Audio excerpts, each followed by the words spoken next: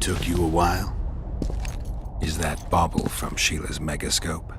Mm-hmm. My final prank. I switched the diamonds. The one in the megascope has a flaw. Minute. But just large enough to warp the teleport. The Emperor's magic theorists assured me the effect would be spectacular. Oh, it was. Good. Had she lived, she would have suffered more intensely and much longer. She helped me quite a bit, through naivety and pride. I would not have gotten far without her. So, ready to lay your cards out on the table? No matter the game, there comes a point when all the players need to show their cards. I love that moment. But first... vodka? I suppose my throat's a little dry. In that case, let's drink to old friendships.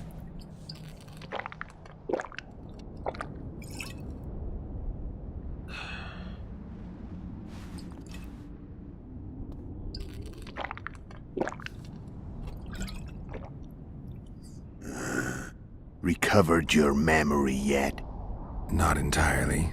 Remember how we first met? Yeah, I saved your life. Couldn't think of a nicer way to pay me back? Frankly, I couldn't. I mean, taking care of another man's woman, Yennefer. I can't fathom what you saw in her, but I suppose there's no accounting for taste. The winter solstice 1270. Midinvern, the night of magic. Letho wasn't lying, the hunt had stopped. At the Hanged Man's Tree, the spectral riders selected from among those they had taken. Yennefer was among them. A wraith cannot be killed, only driven away. Every witcher knows that. Yet the riders fell beneath the blows of our witcher's blades. Crimson blood flowed from under their dead men's armor. We could not kill them all. They were simply too many. A stalemate. He was different from all other elves. There was no shame in his gaze. He had never suffered persecution. He had endured no massacres. Humans had not taken his land. This elf was not of this world. He was an invader. We struck a deal.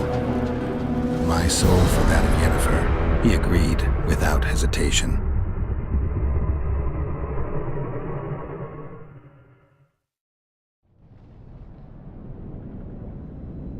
Back with me, friend. Got the feeling you left for a minute. Memories. I remember the Hanged Man's Tree and the Wild Hunt. I remember the exchange.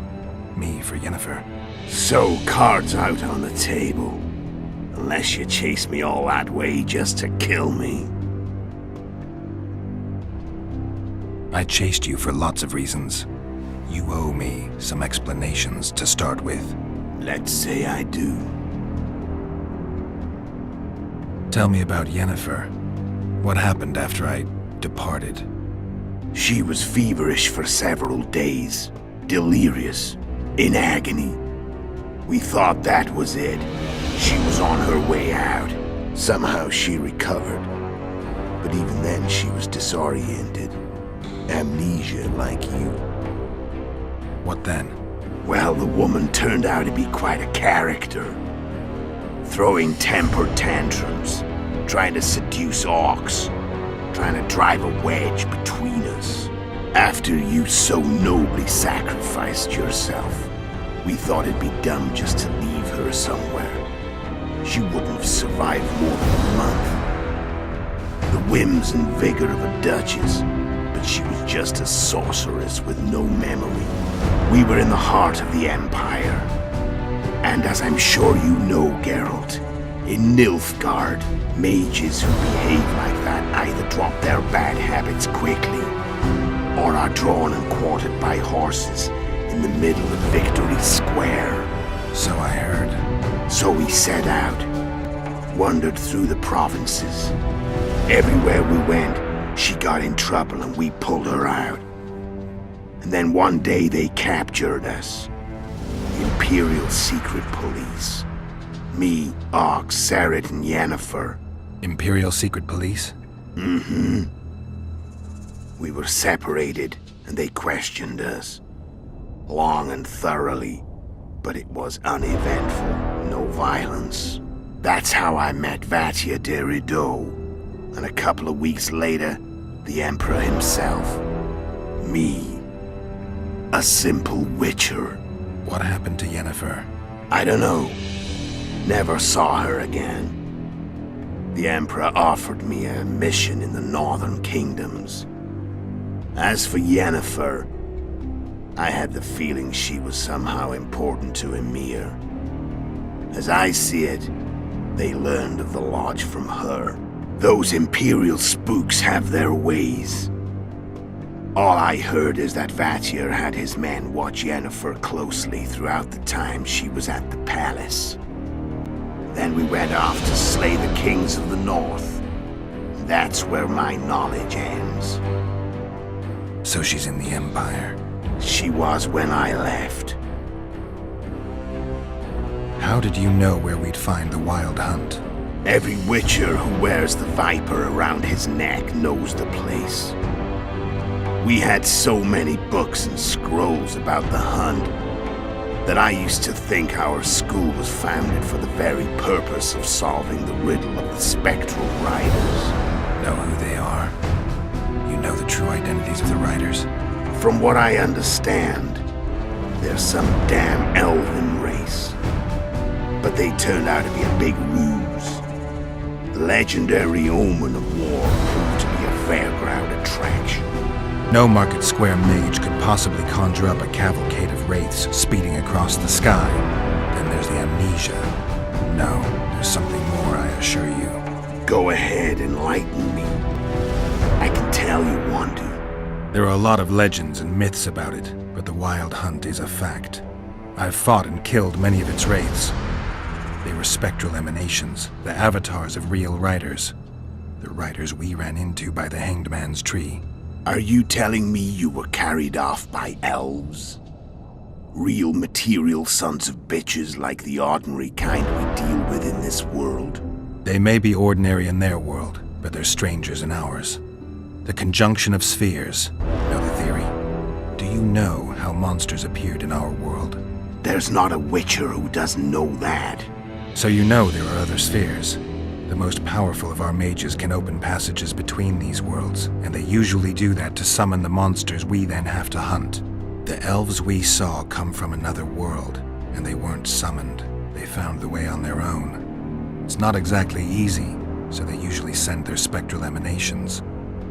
They come in person on special missions. As they did for you and Yennefer. So, elves from another world and their trained wraiths. What do they want from you? I've got an idea, but that's not your concern. How did a witcher agree to kill humans at another human's bidding? At the Emperor's bidding, Geralt. And he's no ordinary human. The rulers of the North come up to about where his poleems end. Why? Simple. He promised to rebuild the School of the Viper, the Witcher's Order where I came to be. Witcher's schools in the south fell into ruin long ago, and Witchers themselves became internal exiles, banned from entering most cities. Besides Seret and Ox, I know of 2 other Witchers of the School of the Viper who should be alive and on the path. I don't know where they are. Haven't seen them for years. Now they can come out of hiding.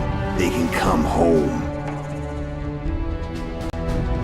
Care to tell me what it was all about? Kill as many rulers as we could. Lay the blame on the sorceresses. Breed chaos. Prepare the North. Soften it before the invasion. And you know what's incredible? We could not have imagined more fertile soil. No matter what the war's outcome, the northern monarchs will accuse one another, pursue their God-given rights, seek vengeance and be at each other's throats for years to come. The North resembles a whorehouse on fire, as your friend Dandelion would say.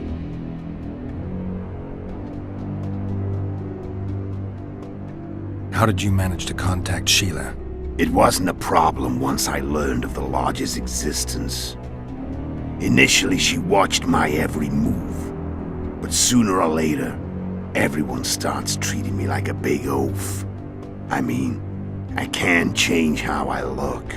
I stayed close to Sheila, killed a few beasts for her, and whined about how unhappy I was, how unfair the world was. So much, in fact, that I actually got her gander up a few times. I made sure a few potentially trustworthy witnesses saw us together, could link us. Security in case I was captured. I also prepared to assassinate the King of Kavir. Esterad Tyson was to be the first victim of the mysterious assassins.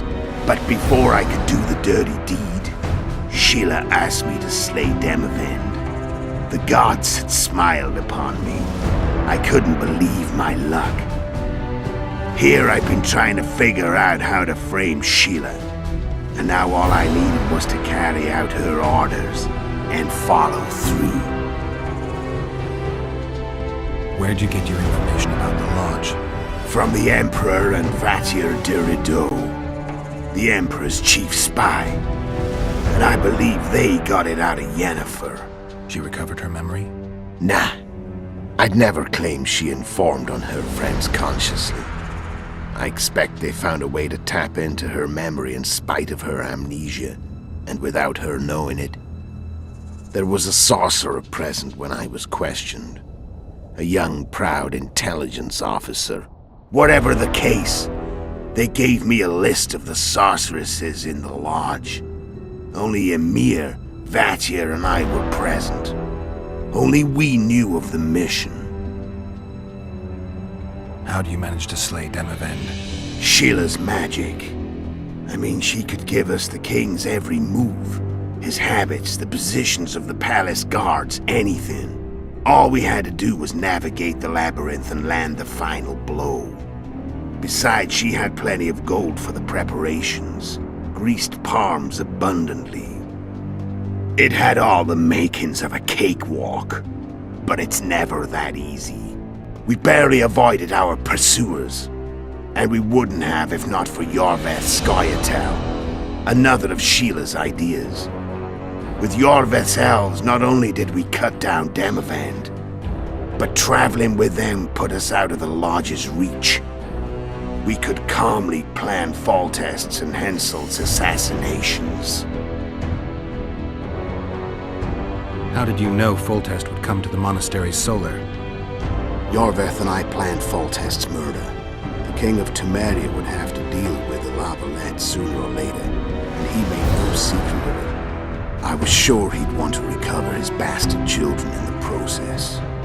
And where do they take the children when the castle is under siege? I had to become a monk, but I couldn't just arrive at the monastery and claim I'd seen the light. Not very believable. So one of Arian's patrols out in the forests happened on a Scoia'tael unit torturing a helpless monk. Arian's brave men drove off the elves and I found shelter in the monastery. No one noticed you had no wounds? I paid the monk who treated me a lot of orange to stay silent. Actually, it was only a loan, because I killed him later. Only the dead can keep a secret. Then all I had to do was wait for the situation to develop. When I saw you enter the chamber with Foltest, I thought I might fail. Luckily, you failed. To recognize an old friend.